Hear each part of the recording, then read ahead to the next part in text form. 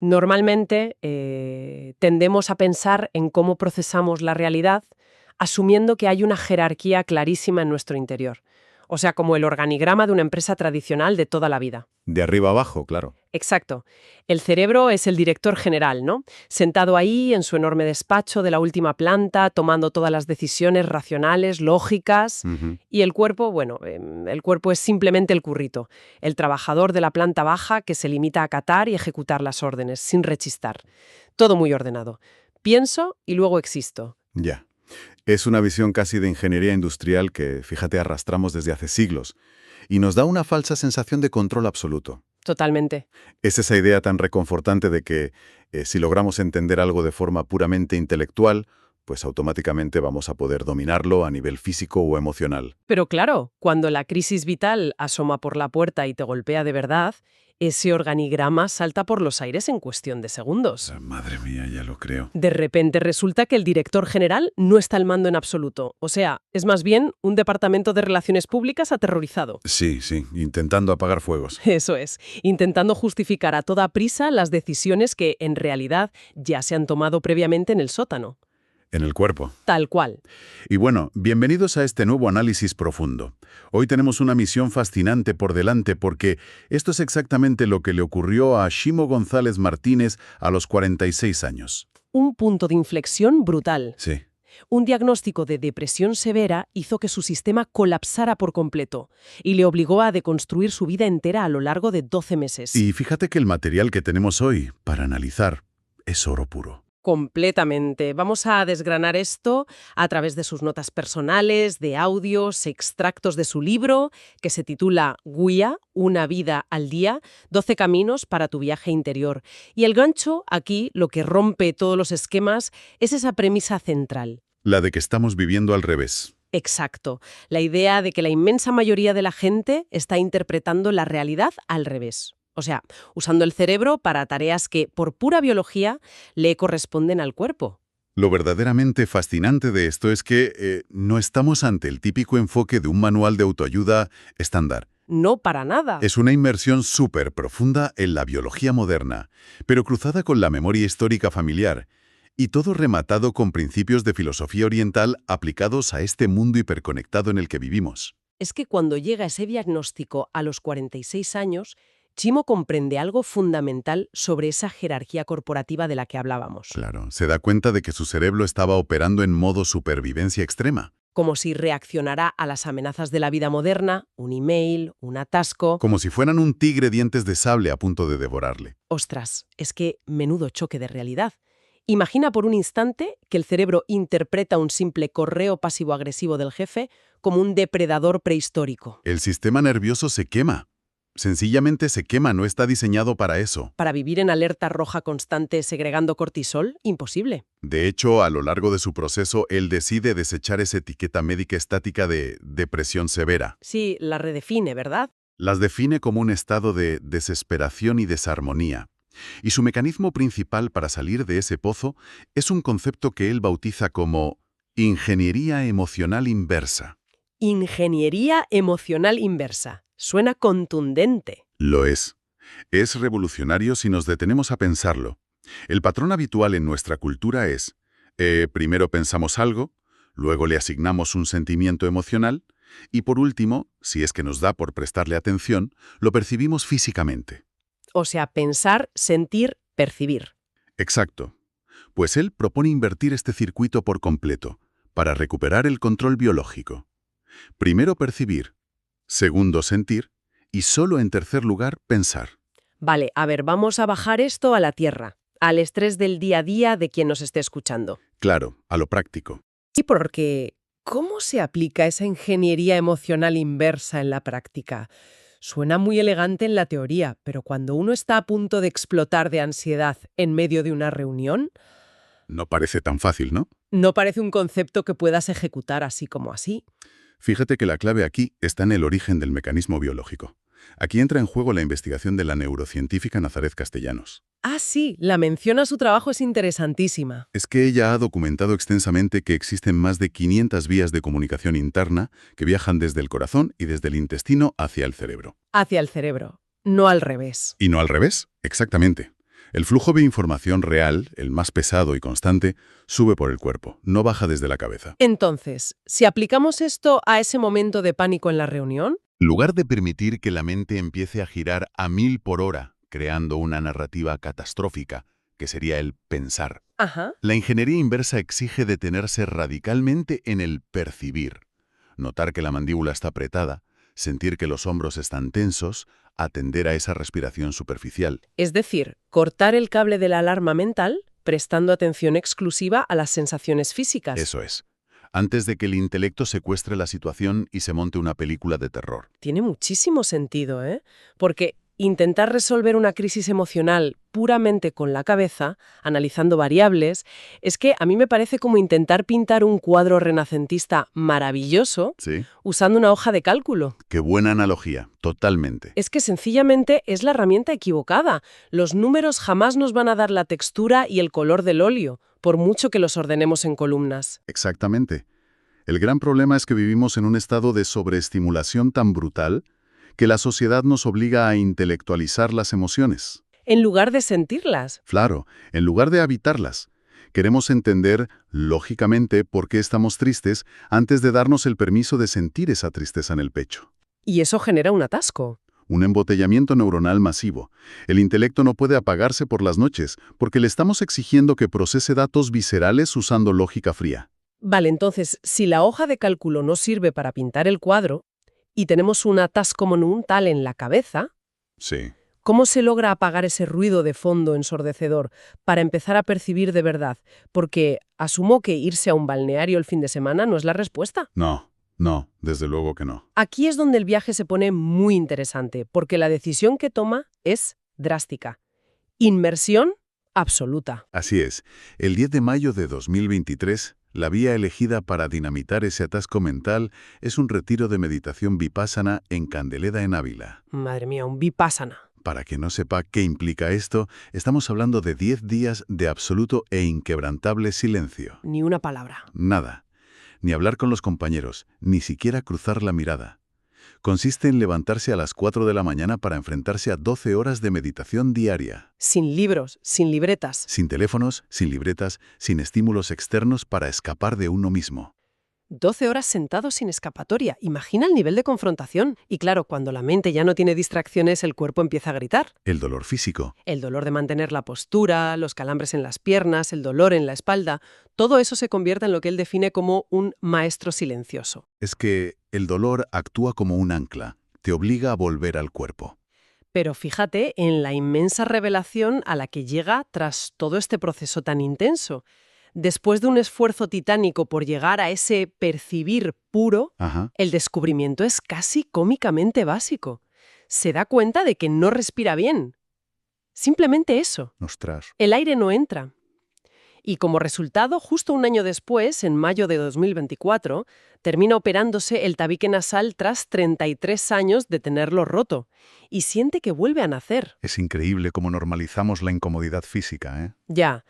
Pero aquí tengo que hacer un poco de abogado del diablo. Dime. A ver, ¿de verdad hace falta llegar a un extremo tan radical, someterse a 10 días de dolor físico y silencio sepulcral? Sí, parece masoquista. Es que lo parece. ¿Hace falta eso para darse cuenta de algo tan biológicamente elemental como que tienes la nariz rota y no respiras bien? Bueno, es una duda muy lógica, pero plantea una cuestión vital sobre cómo anestesiamos nuestra realidad. El ruido exterior en el que estamos metidos es tan denso que bloquea por completo las señales físicas de supervivencia más básicas. O sea, estamos sordos a nuestro propio cuerpo. Completamente. La palabra vipassana, en su origen antiguo, significa ver las cosas tal como son en realidad. En nuestra rutina diaria no vemos las cosas como son. Las vemos como las pensamos. Exacto. Filtradas por ansiedades, juicios, prisas. El dolor físico extremo en el retiro no deja margen para teorizar. No puedes darle vueltas filosóficas a un dolor agudo de rodillas. Tienes que habitar ese dolor. Y es solo entonces, al vaciar la mente de excusas corporativas, cuando notas el simple hecho mecánico de que el aire no fluye por tus pulmones. Hay dos imágenes potentísimas en sus notas que ilustran esta actitud de no huir frente a la tormenta. La primera es la del búfalo de la India. Me encanta esa metáfora. Es que es buenísima. Resulta que en las llanuras, cuando se desata una tormenta monzónica, la reacción instintiva de las vacas y otros animales es dar media vuelta y huir. Corren en la misma dirección que la tormenta. Claro, para escapar. Pero como la tormenta va más rápido, lo único que consiguen es prolongar la agonía, porque la tormenta los atrapa durante kilómetros. Claro, están sufriendo más tiempo. En cambio, el búfalo actúa distinto. Corre directamente hacia la tormenta, de frente contra el viento, para atravesarla lo más rápido posible. Asume el golpe brutal inicial para salir al otro lado cuanto antes. Exacto. Y la segunda historia es la fábula del marinero y el profesor, que escenifica perfectamente por qué el intelecto puro no salva la vida en los momentos críticos. Totalmente. Un profesor universitario súper orgulloso viaja en un barco y se burla de un viejo marinero porque no sabe nada de historia o geología. Y le dice que ha desperdiciado su vida. Eso es. Pero entonces estalla una tormenta. El barco choca y empieza a hundirse. Y el marinero le pregunta con calma, ¿sabe usted nadar? Y el profesor, claro, aterrorizado, dice que no. Y el marinero sentencia, pues entonces acaba de perder toda su vida. Es un bofetón directo a la soberbia intelectual que llevamos dentro. Totalmente. De nada sirven los másteres si te estás ahogando y no sabes mantener la cabeza a flote. Hay que saber bajar al cuerpo. Pero y aquí entramos en un terreno fascinante. Cuando por fin logras bajar al cuerpo y apagar ese ruido tras el retiro, resulta que el silencio interior no está vacío en absoluto. No, que va. Empiezan a surgir voces mucho más profundas. Sí, empiezan a hablar los ancestros. Y entramos de lleno en el peso de la memoria histórica y familiar. Es la progresión natural. Una vez limpias el atasco neuronal del día a día, aflora el sustrato emocional primario. Ahí empieza el trabajo de arqueología personal. A través de, por ejemplo, las constelaciones familiares. Y los cafés con mamá, que él menciona. Sí, describe a su madre actuando casi como el oráculo de Matrix, y no para contar batallitas nostálgicas, sino revelando un mapa profundo de supervivencia que él lleva codificado en su sistema nervioso. Y dentro de ese mapa hay una historia increíble, ¿verdad? La historia de la ciega de Beas. Parece sacada de una novela de García Márquez. Ostras, sí. Pongámonos en situación. Hace 70 años, en un entorno rural implacable. Esta mujer, que era una sanadora muy respetada, tiene un encuentro con el abuelo materno de Simo. La madre de Simo era solo un bebé de 1 año, con una infección gravísima. Los médicos habían dicho que había que amputarle la pierna. Imagina la desesperación de ese padre. Pero la ciega de Beas le hace una advertencia y le da unas curas alternativas. Y gracias a eso, y a la valentía inmensa del abuelo al ir en contra en el pronóstico médico... Logran salvar la pierna de la bebé. Exacto. Es una decisión monumental que altera toda la estirpe. De no haber salvado esa pierna, probablemente el propio autor de estas notas no habría llegado a nacer. Y esto no es solo una anécdota, ¿eh? Es el pilar de un concepto psicológico clave. Carl Jung hablaba de la sombra. Esa parte oculta de nuestra psique. Exacto, donde metimos los miedos inconfesables, lo que rechazamos de nosotros mismos. Y la psicología nos dice que esa sombra no la construimos solos desde cero, la heredamos en gran parte. El trauma generacional. Sí, el terror de un abuelo a punto de ver a su hija mutilada, la resiliencia brutal de la familia, todo eso se transmite y moldea la sombra que hoy te hace tener pánico ante un problema menor. No se puede sanar de una depresión severa sin honrar esa historia de supervivencia. De hecho, la omnipresencia del linaje se ve hasta en algo tan cotidiano como el nombre. Ah, la dualidad del nombre, me parece precioso esto. El padre se llamaba Joaquín, aunque le decían Nito, y el autor hereda el nombre de Joaquín. En casa es la marca de la tribu, la raíz, pero de cara al mundo profesional que él mismo se ha esculpido, todo el mundo le conoce como Jimo. Es la misma persona navegando entre el peso de lo heredado y la libertad de lo elegido. Aceptar de dónde venimos para elegir sin culpa hacia dónde vamos. Y fíjate en los homenajes que hace a su entorno en este punto. Sí, a su hermana Vanessa, un faro de amor incondicional, y a sus sobrinos Simo y Miguel. Y remata este bloque con ese poema espectacular de Jalil Gibran de El Profeta, donde recuerda que los padres son el arco y las flechas las vidas. ¡Qué maravilla de metáfora! El arquero tensa el arco, pero las flechas pertenecen a la vida, no al arco. Es la lección definitiva sobre soltar el control. Pero claro, una vez honrado el pasado e iluminada la sombra, ¿cómo te plantas de nuevo ante este presente hiperconectado para no volver a colapsar? Bueno, aquí las herramientas que adoptas son, cuanto menos, poco ortodoxas. Ya lo creo. De repente nos encontramos con una mezcla donde conviven La sombra de Jung, un rinoceronte, y, sin avisar, la inteligencia artificial. A simple vista desconcierta, desde luego. A mí me rompió los esquemas. Empecemos por la imagen del rinoceronte. Viene del antiguo sutra del rinoceronte budista. En esta historia, un rinoceronte se encuentra una vieja manta humana en la sabana y se la pone para abrigarse. Y los demás animales se ríen de él. Claro, le dicen que es indigno de un animal tan fuerte depender de un trapo artificial. Pero él le da igual el juicio externo porque le alivia el frío. Es una defensa espectacular de las herramientas de sanación poco convencionales. Si a ti te da cobijo emocional y te permite avanzar, ¿qué más da lo que opine la tribu? Esa es la esencia. Y esto conecta con cómo resignifica la famosa frase de Ortega y Gasset: yo soy yo y mis circunstancias. Él pone el foco en la I, ¿no? En la conjunción, exacto. En habitar ese punto de unión, el momento presente. Y para anclarse ahí, abraza el minimalismo digital y la filosofía SAL: simplificar, actuar, liberar. Vale. Pero aquí es donde tengo que parar las máquinas. Porque hay una paradoja del tamaño de una catedral. A ver, dispárame. Nos habla de minimalismo digital, de apagar pantallas, de volver a lo genuinamente humano. Y resulta que usa ChatGPT como herramienta terapéutica diaria. Sí. O sea, lo usa para destrabar historias dolorosas de hace 18 años y estructurar los recuerdos del libro.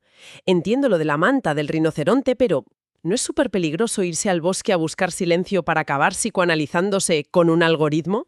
Entiendo tu objeción, ¿eh?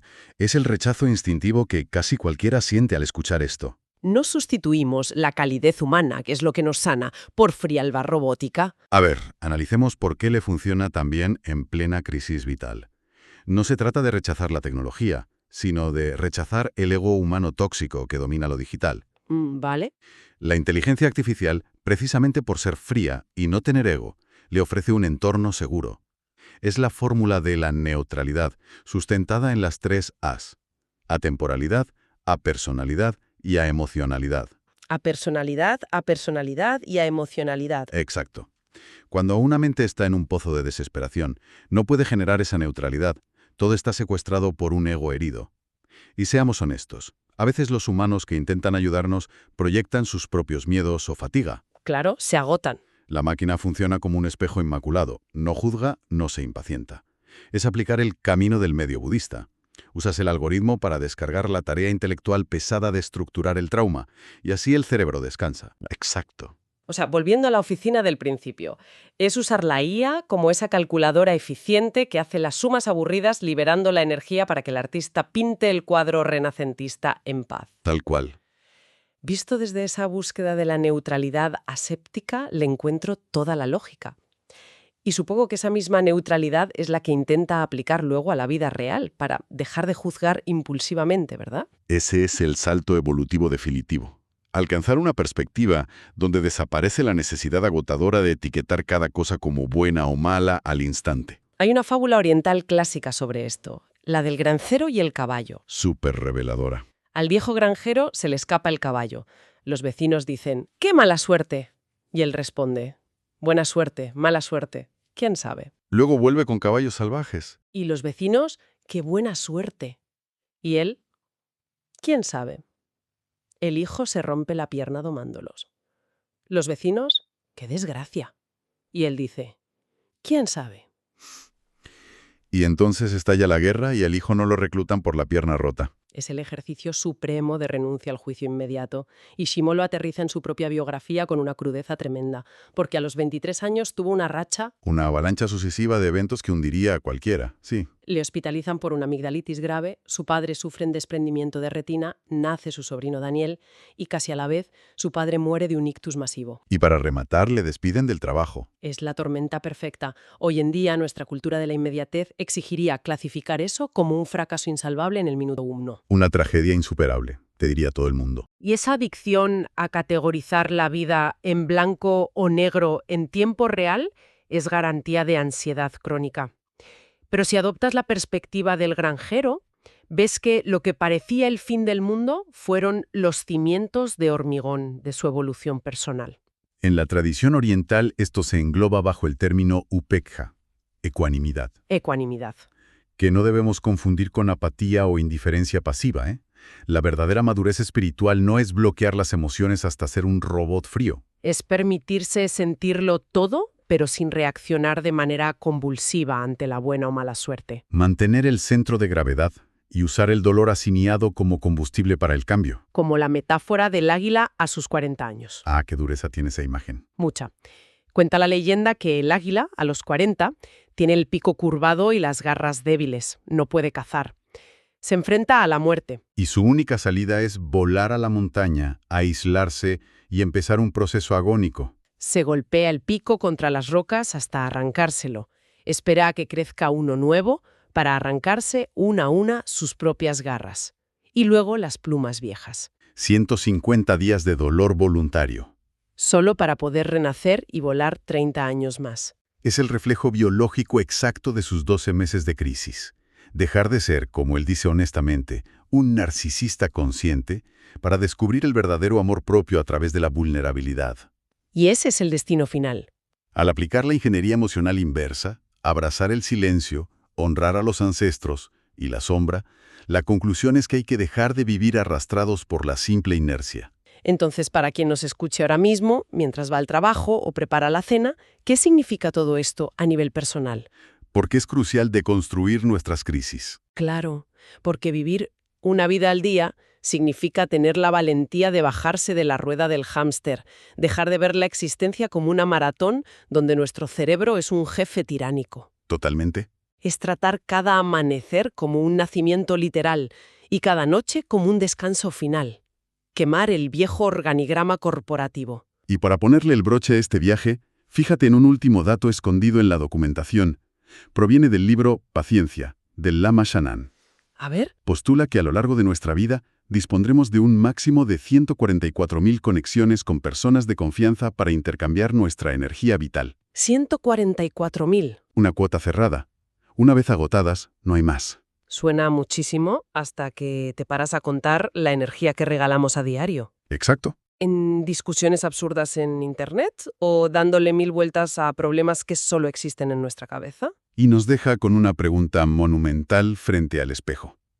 Si tenemos un número finito de conexiones energéticas auténticas, ¿a quién le estamos regalando nuestra preciada energía en el día de hoy por pura inercia? Menuda reflexión para llevarse consigo. Quizá hoy sea un día inmejorable para despedir a ese departamento de relaciones públicas que tenemos en la cabeza, bajar al sótano, sentir el cuerpo y volver a respirar profundo. Muchísimas gracias por acompañarnos en esta inmersión. Un placer, como siempre. Nos escuchamos en el próximo análisis.